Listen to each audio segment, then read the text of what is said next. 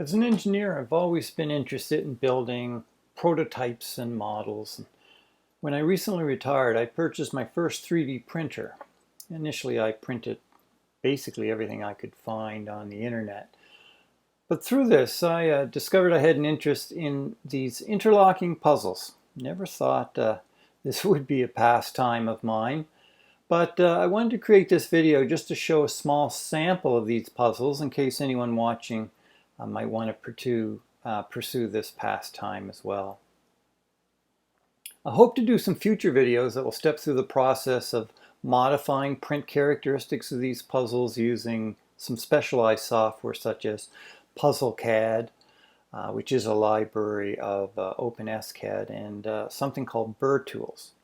Now, as a disclaimer, all content in my videos, it's unsponsored. I don't have any affiliation with any company or product, and I've certainly received no products from any organization. The purpose of this is just to show how these puzzles work and maybe teach a little on how to get the most out of them. So let's look at some of these puzzles that I've grown to like. The first is a traditional called the turning interlocking cube or tick, and this would be an example of it here. We'll show something in a second. These would be those types of puzzles. It's an old genre of puzzle, and you'll find hundreds, if not thousands, of examples of these. They used to be made primarily from wood. You might start with a finished cube and disassemble it, or you might be given a bunch of parts and have to put it into a cube shape. Sort of a variation on these themes are these lock style puzzles that you'll see here. These were done by a designer called Christoph Lowe. And they have a shackle and a key and some parts in here, and the goal is to try to remove the key that's embedded in it. Finally, I've discovered these variations on the interlocking puzzle called rotating interlocking plates, and this was designed by Andrew Kroll of ArcPuzzles.com. And here you print a bunch of plates that you'll see here, and you put them basically into this shape here. Now there are a whole raft of different style of puzzles. This is one. I haven't done too many of these. These are called packing puzzles. This one in particular is called Hat Trick. Laszlo Molnar, I think, was the designer of this. And the idea is you're given 6 hockey sticks here, and you have to pack them in through this tiny opening and have nothing sticking up. And this certainly is not as easy as it looks. So we'll look at some of these puzzles and just how they work. We have a small little demo here of some of the puzzles that I've done. So we'll look at them one by one. If you look at the first one here, it's a 4x4. This one's called Elf Tick, again from ArcPuzzles.com. And you'd start by finding out how this moves. Something has to turn. We'll discover that these would pop up, but nothing else may move. Fine, and we'll figure out if we put this down a little bit, another piece will pop out here. And this will move up. So really, most of these puzzles are a discovery type of thing, trying to discover which way they move. The key puzzles, particularly interesting. I hadn't seen anything like this before. And you'll find nothing moves right away. This is called Mini Lock 2. And you'll find out if you move the shackle up, all of a sudden things will start to move a little bit. And you can find out how some of these pieces move. And there's other manipulations, and eventually you can free not only the key but all these pieces. So this one has really 5 pieces. It's a frame, the blue frame, the shackle, the key, and 2 white pieces. plate puzzle, again, when you make these through 3D printing, you're really just given a lot of parts in a picture and you have to assemble them. Assembling's more difficult because you can't reverse engineer and you really don't have any other than a picture, which can help quite a bit. You might not know which part goes where. So this is called Riptide. Designer was Andrew Kroll. And you'll find that piece will come out here and it'll slide. As you discover, other pieces will go forward and come up. And eventually you can look at, you'll eventually take off your first piece. And then after you've done that, you've got to figure out how to get it back together, which is sometimes harder than taking it apart. These are the types of motions in these types of puzzles. Once you start doing these puzzles, you might get hooked. They can be expensive to purchase. Wooden varieties can cost over $100 US.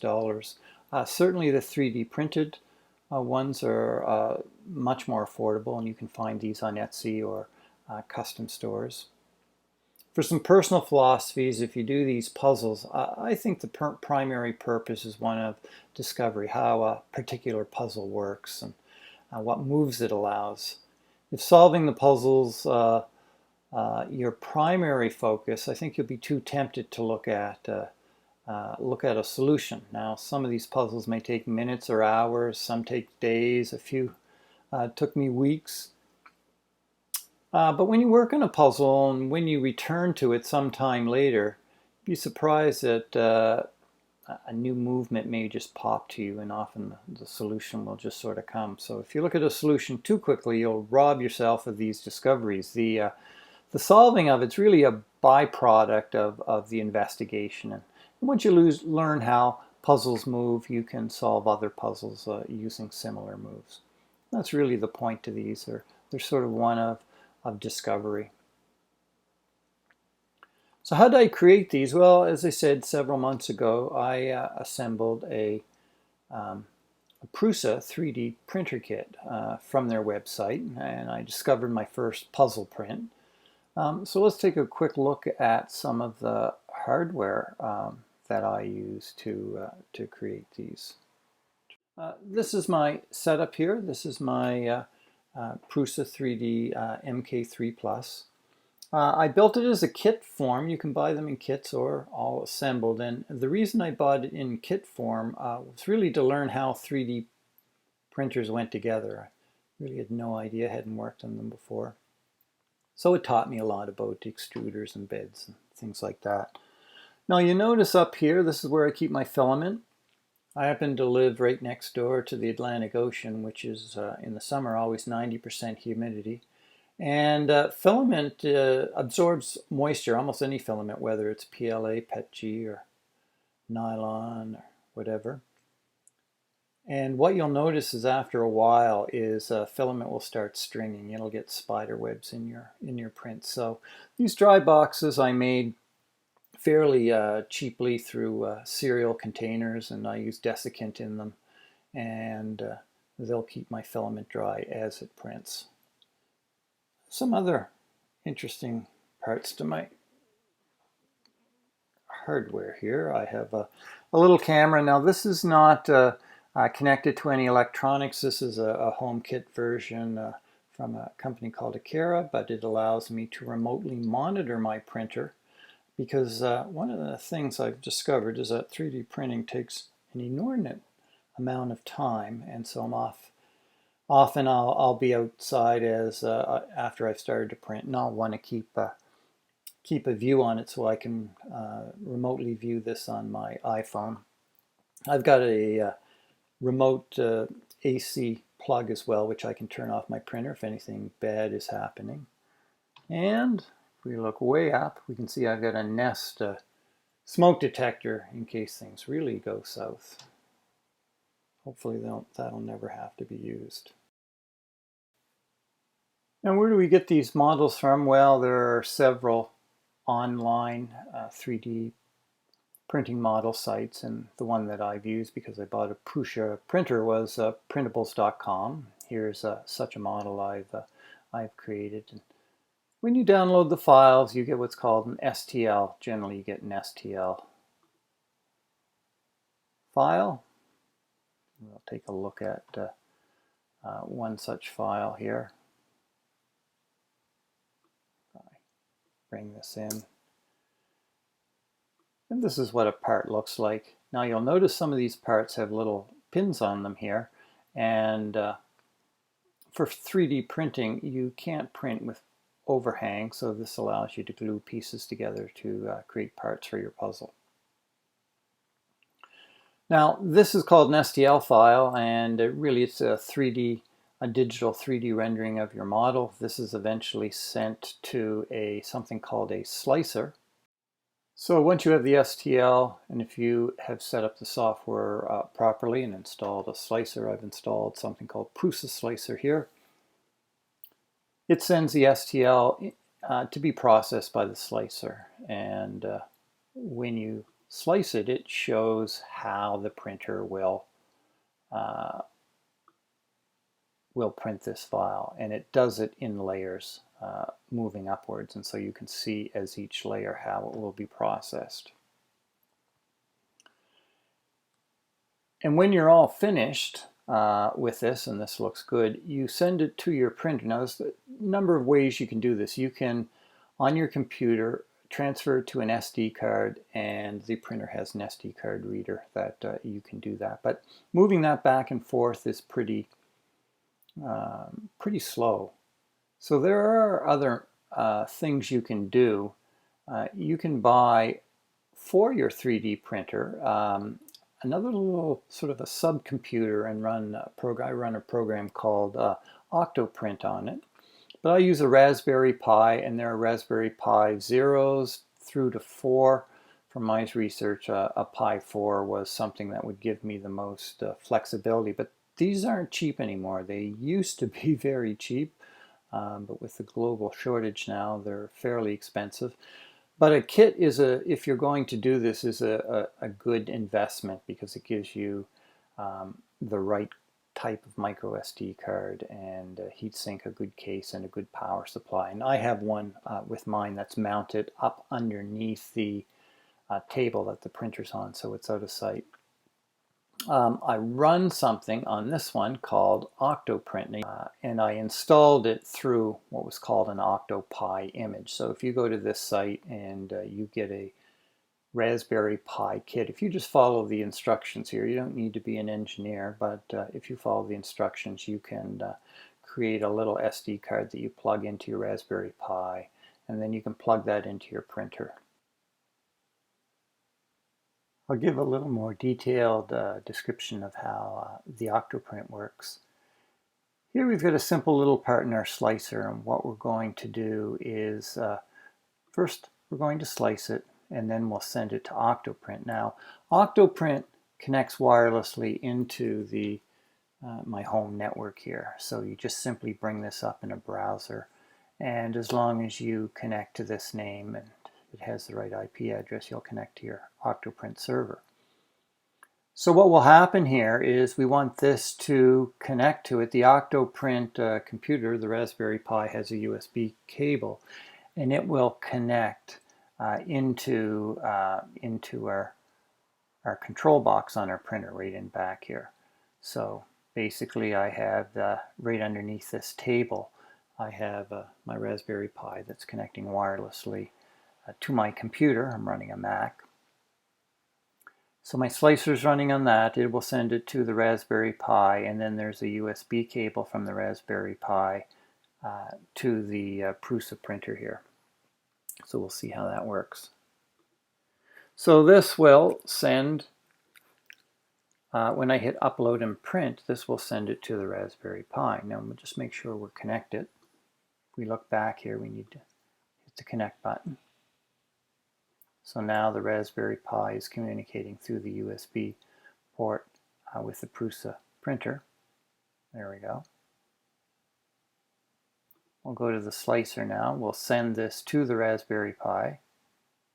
And what you'll see this is the part the Raspberry Pi is now converting this.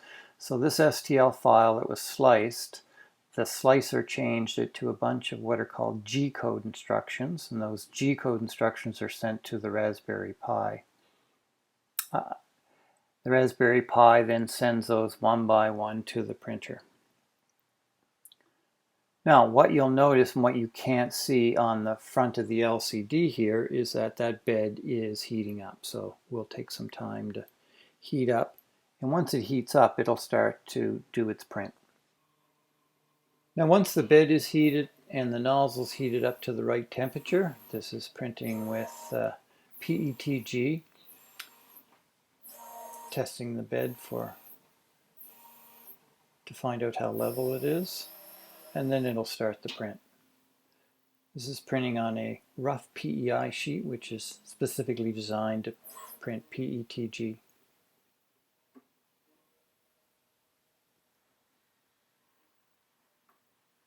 The first layer is critical. Once you get the first layer down,